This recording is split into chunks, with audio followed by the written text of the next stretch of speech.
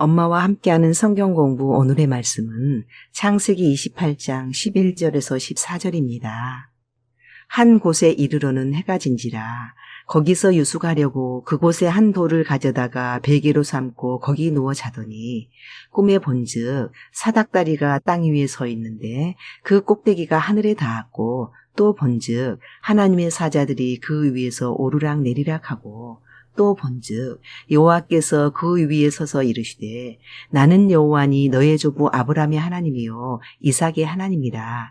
내가 누워있는 땅을 내가 너와 네 자손에게 주리니 네 자손이 땅에 티끌같이 되어 내가 서쪽과 동쪽과 북쪽과 남쪽으로 퍼져 나갈지며 땅의 모든 족속이 너와 네 자손으로 말미암아 복을 받으리라. 아멘. 야곱은 형 에서를 피해 도망가다가 들판 어딘가에서 해가 저물었습니다. 탈진에 쓰러져 있는데 세상 천지에 도와줄 사람은 아무도 없습니다. 외삼촌 댁까지 무사히 도착할 수 있을 것인지 언제 다시 돌아올 수 있을 것인지 전혀 예측할 수 없습니다. 두려움 속에서 홀로 광야에 누워 돌 하나를 주워다가 베개를 삼고 겉옷으로 이불을 삼아 잠을 자는 동안 야곱은 꿈을 꾸었습니다. 꿈에 세 가지를 보았습니다. 땅 위에 사닥다리가 서 있는데 그 꼭대기가 하늘에까지 닿았고 천사들은 이 사다리를 오르락 내리락 하고 있었습니다. 야곱은 혼자라는 것 때문에 두려움에 떨고 있었지만 하나님은 줄곧 천사를 보내셔서 야곱을 지켜주고 계셨던 것입니다.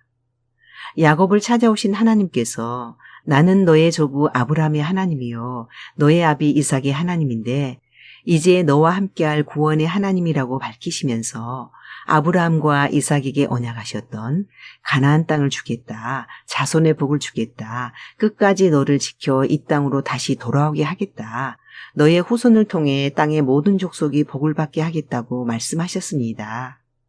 장차 야곱의 후손을 통해 구원자 메시아를 주시겠다는 약속입니다. 이것은 하나님께서 야곱을 장자로 인정한다는 말씀입니다. 또한 믿음으로 말미암아 하나님의 언약 백성이 된 우리에게 주어진 구원의 보장이기도 합니다. 하나님은 우리가 어떻게 하는가를 봐가며 인과응보의 원리로 우리를 다루시는 분이 아닙니다. 언약대로 늘 우리를 지키시고 이끄셔서 마침내 우리를 향한 하나님의 뜻을 이루어 가십니다. 여기에 하나님의 자녀된 우리의 특권이 있고 참 평안과 안식이 주어집니다.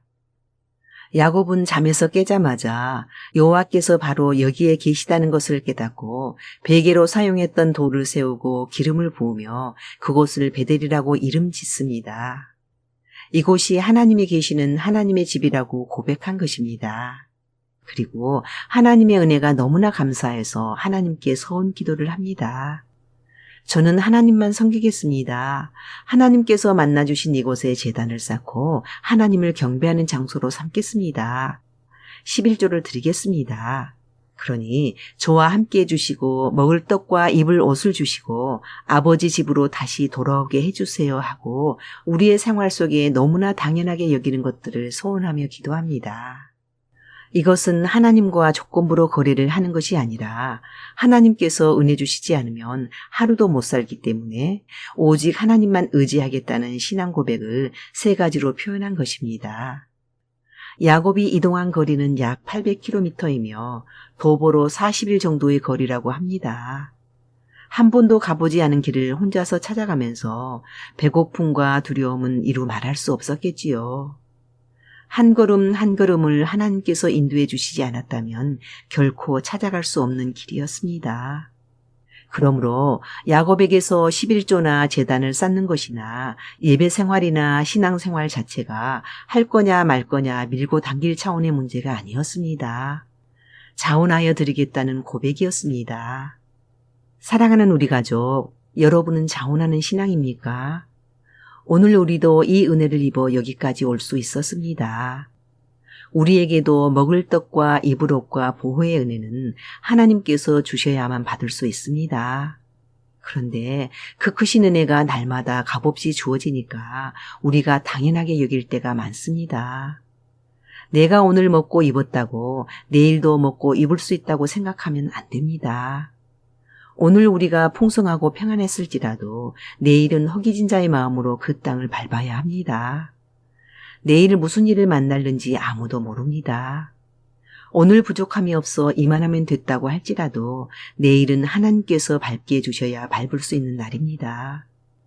부족함이 없으면 안 밟아도 되는 날이 아닙니다. 내일은 우리의 날이 아니라 하나님의 날이니까요. 우리에게 은혜가 풍성하다 보니 은혜에 대한 감각이 둔해지지는 않는지 점검해 봅시다. 아멘.